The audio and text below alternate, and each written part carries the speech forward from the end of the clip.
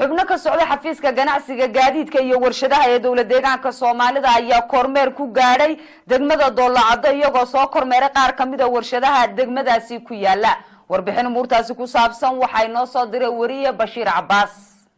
tiim ka socday xafiiska ganacsiga iyo gaadiidka ee deegaanka iyagoo kormeerkoodu hawlooday ku soo mareen gobolada Qorraxay Jarrogoda iyo Afreer ku guda jira ayaa soo gaaray gobolka Liibaan gaar ahaan degmada Doolacado iyadoo ujeedada kormeerkan ay mid ay ku ogaanayeen isla maraahantaasina ay ku kurgulayeen xaaladda guud ee warshadaha ay daraasad ku sameeyeen isla maraahantaasina ay ku ogaanayeen xogta rasmiga ah ee ka jirta degmada Doolacado warshadaha ka shaqeeya iyo waliba kuwa aan shaqeyn ka degmo ahaan waxa ku yaala 3 warshadood oo kala ah warshada biyaha warshada oomada iyo waliba sidoo kale warshada burka waxaana waqti xaadirkan ka shaqeeya warshada burka hadaba waxaan ugu horeyn halkaas waraysi kula yeelanay isla maraahantaasina aan wax ka weydiinay kormeerkan hawlaad mudane Xuseen Cabdi Cabdilaahi oo ka socday xafiiska ganacsiga iyo gaadiidka ee deegaanka iyo waliba sidoo kale madaxa xafiiska ganacsiga iyo gaadiidka ee degmada Doolacado mudane Mahad Cumar Cismaan hadda waxaan ku suganahay saad aragtaan waa warshada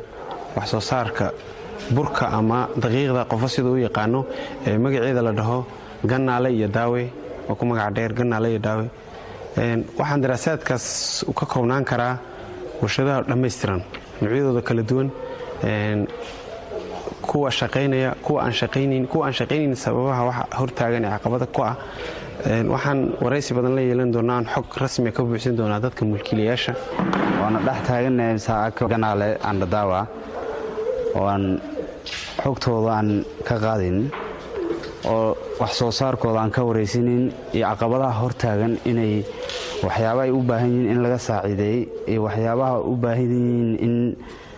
laga caawiyo dankoodana maraan wax ka weydiinay qaar ka mid ah ganacsatada mulkiilayaasha ka ah warshada oo ka warbixiyay xaaladda guud iyo waliba caqabadaha hor yaala ayaa sheegay in caqabadaha ugu waaweyn ee hor yaala ay yihiin koronto la'aan ka jirta degmadani warshadan hadda warshad weyn oo macnaha dawlad u agaarka ku filnaan lahayd waay warshada marka hadda caqabad weyn naga haysato caqabada naga haysato waxa way leer la'aan korontada nagu xun qalabka noo yaalo motor ku filan ma haysano marka haddaan heli lahayn motor macnaha awood leh haddaan heli lahayn wax badan baa ku filnaan lahayn waa eeridan macnaha ko Liibaan agaarkeedii Bashiir Cabbaas telefishinka caalamiga SRTV degmada Doolacado